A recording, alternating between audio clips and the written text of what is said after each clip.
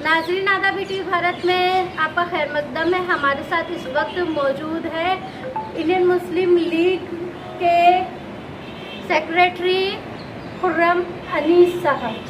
Sir welcome है TV में आपका।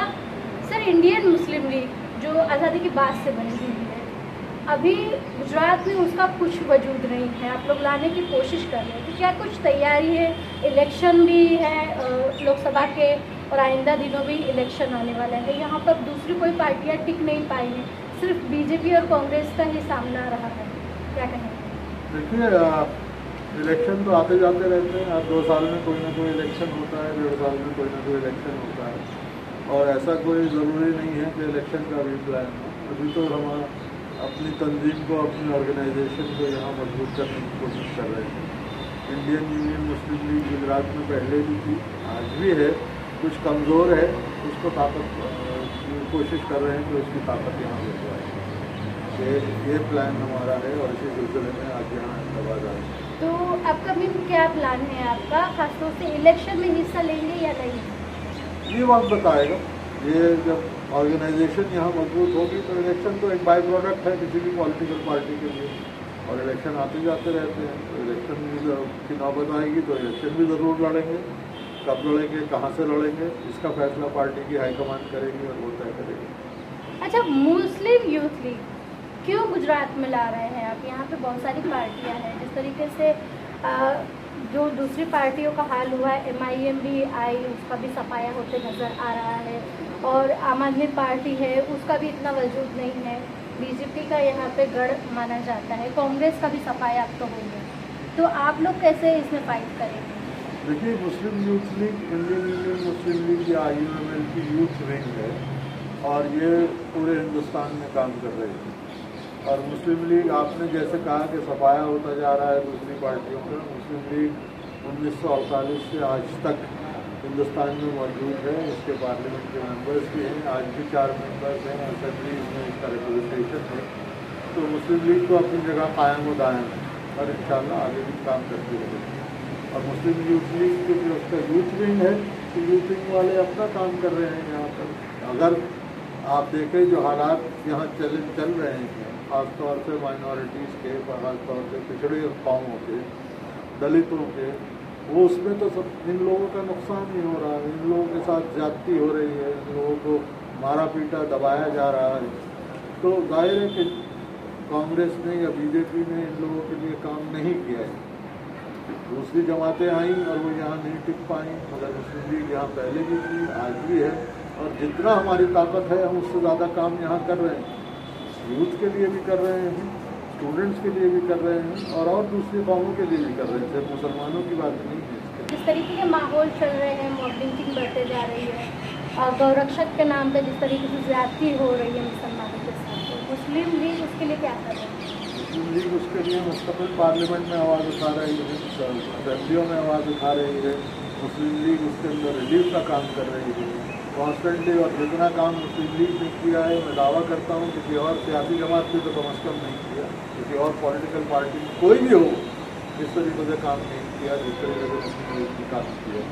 चाहे रिलीफ पहुँचाने का काम हो, चाहे पार्लियामेंट में सोशली, पॉलिटिकली, हर तरीके से हम लोग काम कर रहे हैं उसके लिए। और सिर्फ केरला में नहीं है, तमिलनाडु में नहीं है, साउथ इंडिया में नहीं, पूरे हिंदुस्तान में काम कर रहे हैं। अच्छा, तो अब तो कॉमन सिविल कोड आ रहा है, यकसा सिविल कोड से बहुत सी चीज़ें मुतासिर हो सकती है, लाने की कोशिश हो, तो उसके लिए कुछ करेंगे? एग्जैक्टली, आ नहीं रहा, लाने की कोशिश हो रही है। और इससे पहले 2018 में भी ये कोशिश हो चुकी, जिसको लॉ कमीशन ने खुद ही रिजेक्ट कर दिया।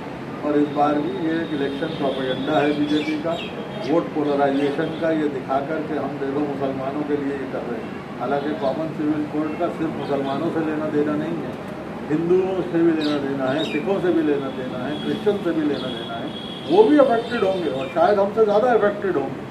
तो ये एक बेवजह और बेतुकी बात है जो ये सरकार कर रही है, और हम इसकी मुखालिफत हर जगह कर रहे हैं। हमने लॉ कमीशन को भी लिखा है, हमने पार्लियामेंट में भी इस बारे में बात की है, हमने असेंबलियों में भी इस बारे में बात की है, और ये चलने वाली बात नहीं है। ये सिर्फ इलेक्शन प्रोपेगेंडा है जी। इलेक्शन आने वाला है, तो इस बार का इलेक्शन किस तरीके से देख रहे हैं लोकसभा का?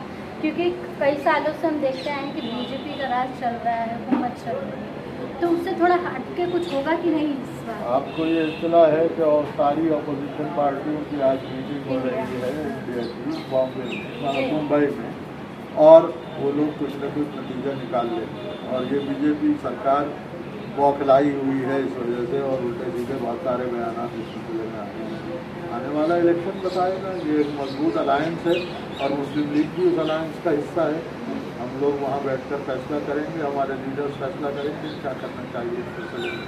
और बीजेपी को अपनी हाथ नजर आ रही है और सबको ये लग रहा है, मीडिया में भी ये बातें हो रही हैं। अच्छा, एक सवाल और करेंगे। अच्छा, गुजरात में आप आए हैं तो गुजरात वालों को किस तरीके से साथ लेके चलेंगे, क्या मकसद लेके आए?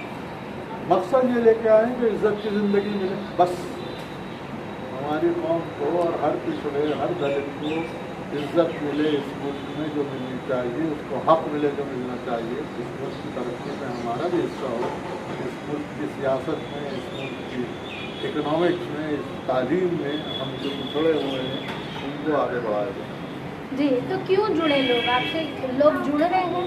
बहुत जुड़ रहे हैं और जुड़ने की वजह सबसे बड़ी यही है कि आज तक उनके साथ जो ज्यादती हुई है, जो वो दूसरी पॉलिटिकल पार्टीज से जुड़े और उनको इंसाफ नहीं मिला, मुस्लिम लीग को इंसाफ दिलवाएगी और वो इंसाफ पार्लियामेंट में और असेंबलियों में मिलेगा, सड़क पे खड़े होकर नहीं मिलेगा। मगर उसके लिए ऑर्गेनाइजेशन मजबूत होनी होगी, लोगों को साथ देना। जी, लेकिन अभी बहुत टाइम लग सकता है आप लोगों को यहाँ पे अपने आप को फैलाने में, ऐसा लग रहा है? सियासत में रातों में तब्दील बदल जाती है। पॉलिटिक्स में जो कुछ हो सकता है, जो आज मुंबई में फैसला होगा, वो आने वाले चंद महीनों में दिखा देगा हिंदुस्तान को और हमारे पूरे मुल्क को क्या होने वाला है। तो ये कब क्या हो जाए कुछ कहना मुश्किल है। Politics is a unpredictable game.